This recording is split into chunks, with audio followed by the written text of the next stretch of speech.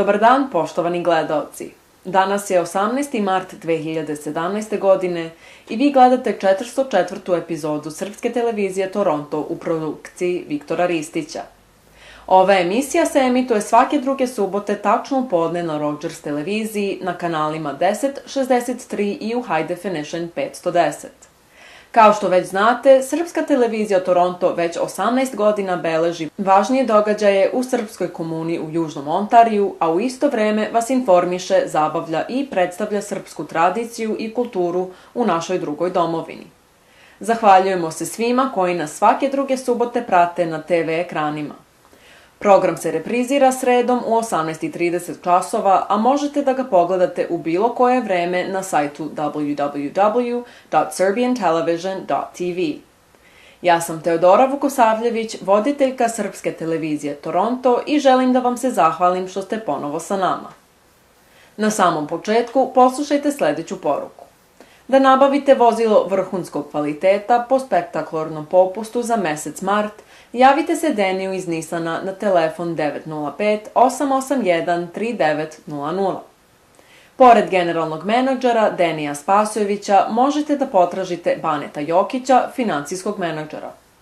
Nova lokacija za kupovinu vozila pod istim uslovima je u High Parku na adresi 3275 Dundas Street, West Toronto, telefon 416-762-7537.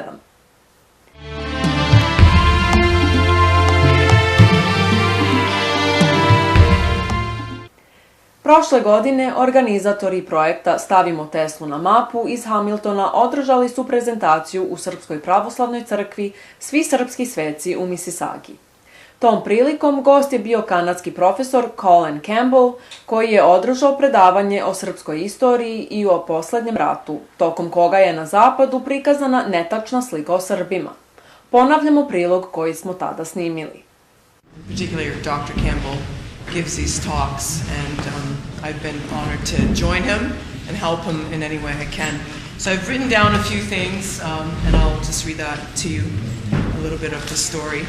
So Colin and I began a club at the school where we work in Hamilton, in which we would take students on educational trips. And the first trip we took was to Ottawa, and this lasted a few days. And on the way back home, on the bus ride home, I ended up giving Colin a little bit of a Serbian history lesson, which was a little bit unusual because it was usually Colin giving me the history lesson about any place around the world because he's so very knowledgeable. But this time I told him a little bit of our history. I mentioned the split of the Christian church into a West and an East, and how the Serbs became part of the Eastern Orthodox realm. I mentioned how the Turks invaded Kosovo and the suffering of the Serbs under the Ottoman Empire for many centuries.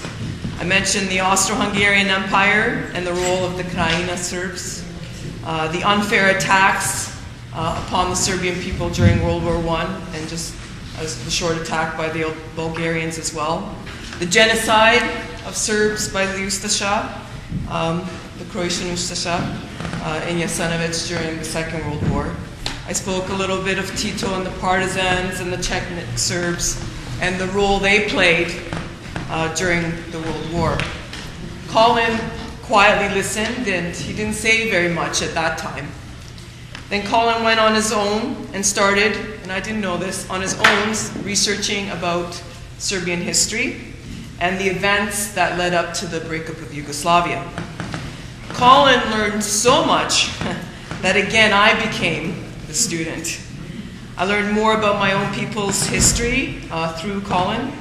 Colin began writing articles and giving talks.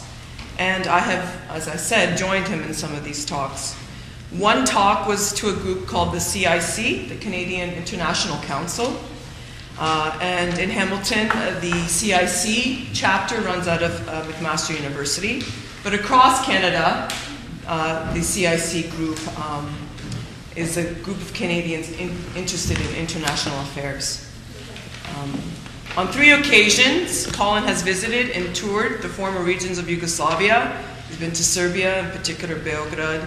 Took a trip to Valjevo, spent some time there to learn the Serbian language. He's been to Montenegro and, of course, the Bosnia and Herzegovina region and Sarajevo. He's visited Kosovo and Kosovo Polje. I don't know how he managed to do that. And he's been to Croatia and its capital Zagreb, and of course Jasenovac, as we saw. Colin has become a bridge between the Serbian people and the rest of Canadian society, which we as Serbs need today to reclaim our true place in history. We need the truth to come out and to stop the continual lies being told about what happened. In particular, we need the truth about what caused the breakup of Yugoslavia and the actual events that took place during that time to be told. Right? And the importance of this is because now, today, the lies are being told so often that people believe the lie is the truth. So we need to teach our children the truth so that they can be proud of their Serbian heritage and the sacrifices made by their ancestors. As a young person, when the breakup of Yugoslavia happened, I was only 14. And I can't imagine what it was for the people in former Yugoslavia. But I know how I felt hearing the lies and going to school and having to defend my own history.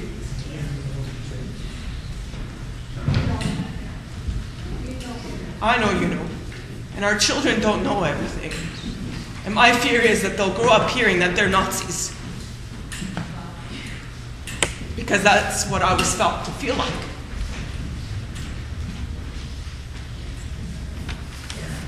It may seem strange, and it is strange to me, why my own government would do this. And there's a bit of a clue. We went to a CIC meeting, and a lawyer from Hamilton negotiated the Britsko agreement. Does anybody know where Britsko is? The Republika Srpska has two sort of wings, if you like, and there's a little town in the middle called Britsko. In the Dayton Peace Accords, Britsko was not allocated either to the Bosnian Federation or to the Republika Srpska. And this lawyer had the job of negotiating and settling and deciding. So I went up afterwards and I said, look, you guys, when you negotiated this agreement, all of the Dayton Peace Accord, you didn't take into account history. And he looked quite surprised I would ask the question. I said, you didn't look for rights and wrongs. He said, oh, we'd never have got an agreement if we had tried to settle the question on the basis of rights and wrongs. So what they did was, he said, what you've got to do in a situation like that is you've got to convince one side they can't win. That's how they took an anti-Serb position. The Serbs would have won, and the thing could have gone on forever. So what they had to do is essentially come up with a way, if lies were involved in their mind, that justified the peace agreement. Now this process is being repeated again and again. This is a standard method that Western countries use to settle agreements. And in my opinion, it's a very, very harmful, immoral way to do things. It's our pleasure to talk to Professor Colin Campbell. We are here at the church, Serbian church on Dixie, and you had great presentation about Serbians, Serbian history. Why are you involved, and why did you want to know about this issue? Yes. I'm a teacher in Glendale and Hamilton, Glendale Secondary School, and almost a half of my students were from Serbia, many refugees from the Krajina, where they had been ethnically cleansed by the Croats. So really you don't have any Serbian heritage? No, I was just appalled at the lack of news coverage regarding the Serbs in the Western press, and so with a colleague I went to Canadian institutions and made some PowerPoint presentations and told them about the facts of the situation. So we're doing this television for almost 18 years, and up to now, the only people, non-Serbian people, who have really covered this were the Ambassador Bissett, as you mentioned, the General Mackenzie, and our Canadian journalist Scott Taylor, yes, who actually was present at Medak Jep, or Pocket, right, as it's. Right. So. Why more Canadians were not informed about what happened there, and still we are listening totally different history, totally different story about what happened? Yeah, I think Canadians are overly gullible when it comes to getting their information. They got it from the Western press, so I guess you could ask, why is it the Western press did not report the events in a more even way? And I think the answer probably goes back to the politics of the time. This was the age of Thatcher and Reagan. Serbia at that time, Yugoslavia at that time, was perceived as just another communist country. And so if we were going to pick sides, then it would be the non-communist side that we would pick. It's not that simple, because the Germans, which had recently been united under Hans-Dietrich Genscher, wished to enable the independence of Croatia, and that was because they wanted to get some influence. The Allies, the British and the other members of the European Union, opposed the premature recognition of Croatia, and Genscher said, well, if you guys don't do it, I'm going to do it by myself. And there was a deal made that the European Union would support it in exchange for some trade agreements. The general issue is that people didn't know about Serbia.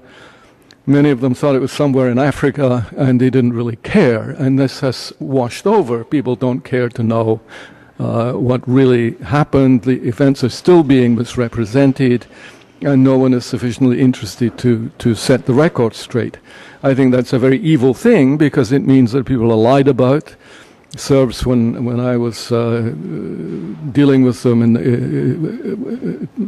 15 years ago, they were flat out called Nazis, and so we had some school children extremely upset, and undeservedly so, and that was part of my motivation for doing what I did. Even today, when people hear Srebrenica, I mean Canadians and everybody else, they have totally different picture what really happened in Srebrenica and in regards of all the events that were there. Yeah, that's quite correct. The story of Srebrenica, according to people who have taken investigations, was a huge fraud.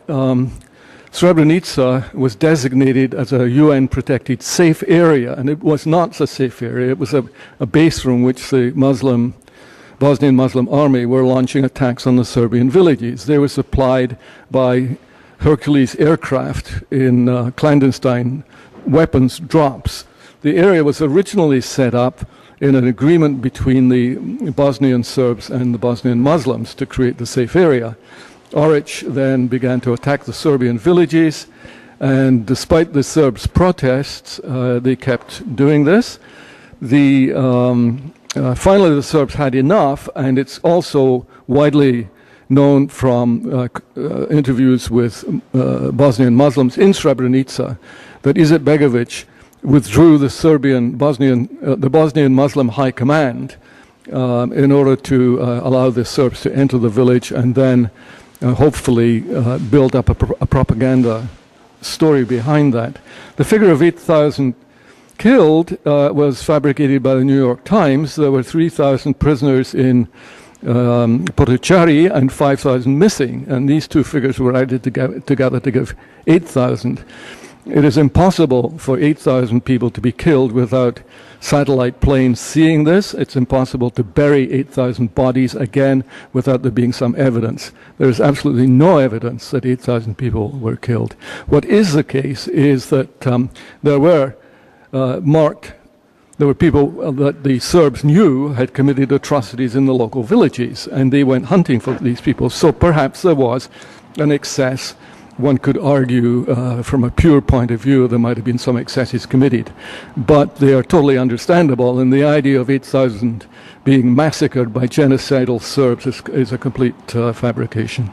Professor Colin, thank you very much for your effort to bring the light to our history, so more people will understand and know, because Serbs, they sure know. Okay, thank you very much. Pleasure to do it. You're most welcome. A sada, poštovani gledaoci, uživajte uz jednu muzičku numeru.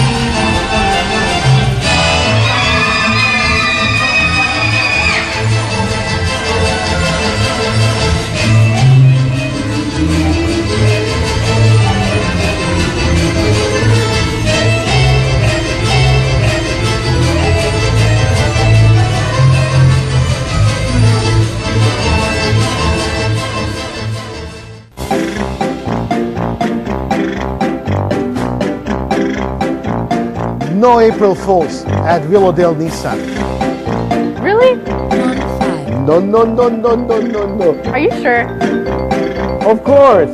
So how do you get the prices so low? It's easy.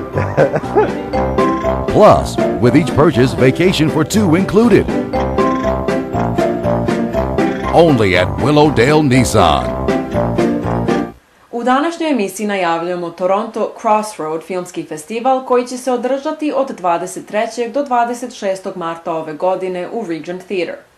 U četvrtak 23. marta u 21 čas festival otvara film Oslobođenje Skoplja u režiji Radeta i Danila Šerbedžije.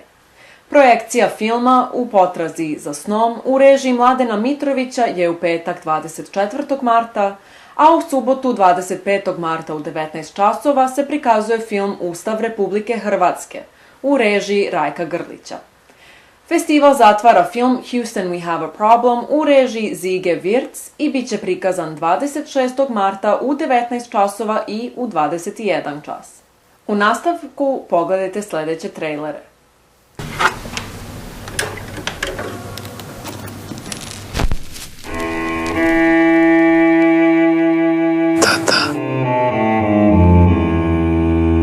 Želio sam te ubiti.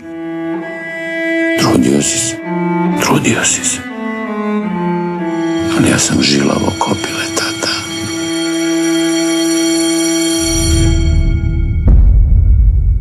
Profesore.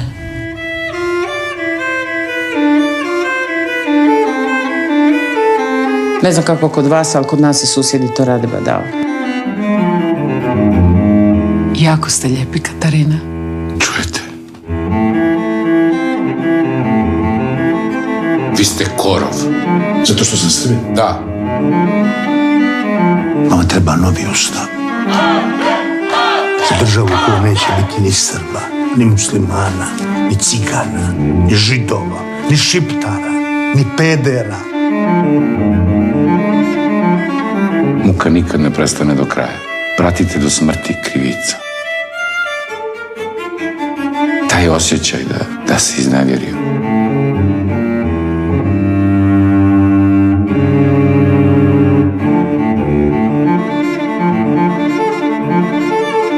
On je bio moj sve.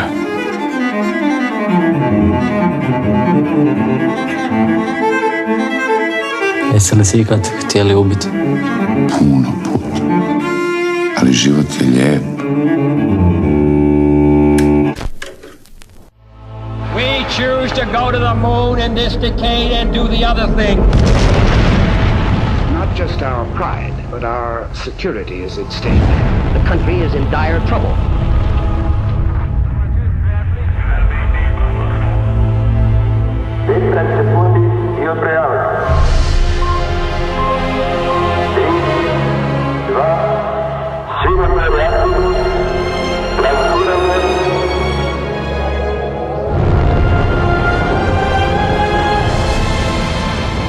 Ja sam postao dio inženjerske ekipe u jugoslovenskom svemirskom programu.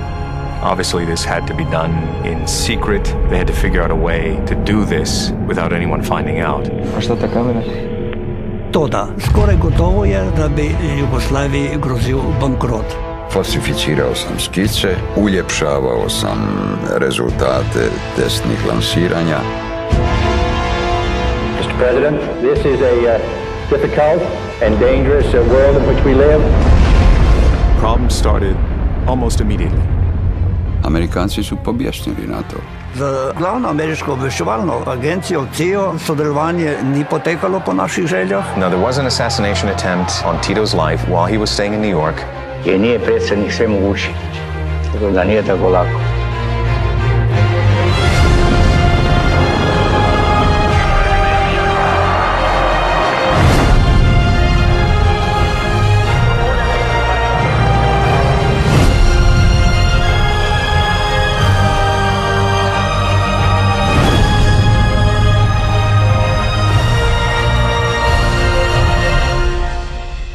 Mom, those Yugoslav bastards right out of the off there. I really mean it. Poštovani gledaoci, to je sve što smo spremili za danas. Uvek možete da nas pratite i na www.serbiantelevision.tv. Naša sledeća emisija bit će emitovana 1. aprila ove godine na istim kanalima i u isto vreme. Do tada, hvala vam na pažnji i doviđenja.